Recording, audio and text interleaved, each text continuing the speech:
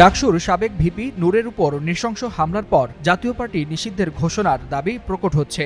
Social media জুড়ে বইছে জাতীয় পার্টির বিরুদ্ধে আলোচনা ও সমালোচনার ঝড়।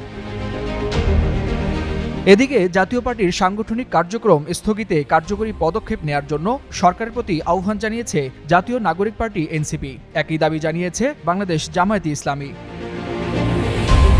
ফ্যাসিস্ট আওয়ামী লীগের আমলে একের পর এক অবৈধ নির্বাচনে অংশ নেয়ার মাধ্যমে সেগুলোকে বৈধতা দেয়া এবং কার্যক্রম নিষিদ্ধ একটি দলের পক্ষে ঝান্ডা ধরার অভিযোগ এনে এই দাবি জানানো হয়েছে।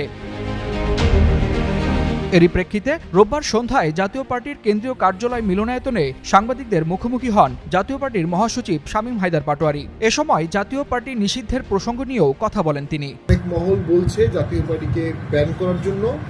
আমরা মনে করি আমরা কোনোভাবেই সন্ত্রাসবিরোধী কোনো কাজ কখনো করিনি। ওই আইনে বা বিশেষ ক্ষমতা আইনে আমাদেরকে ব্যান করা বা আমাদের কার্যক্রম নিষিদ্ধ করার কোনো আইনগত দাবি উঠতে পারে না।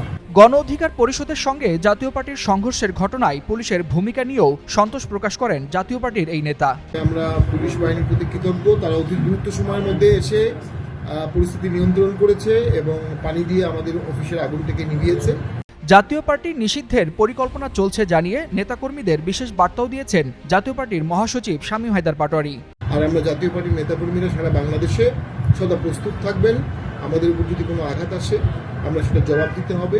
নিয়মতান্ত্রিকভাবে শান্তিপূর্ণ আন্দোলন করতে হবে। প্রয়োজনে সবাইকে ঢাকায় আসতে হবে। তবে সরকার যদি জাতীয় পার্টি নিষিদ্ধ করে তাহলে দলটি সহিংস আন্দোলনে যেতে পারে। শামীম হায়দার পাটোয়ারীর বক্তব্যে এমনই ইঙ্গিত পাওয়া যাচ্ছে বলে মনে করছেন রাজনৈতিক বিশ্লেষকরা। ওয়ালিউল হাসানাত, যুগান্তর নিউজ।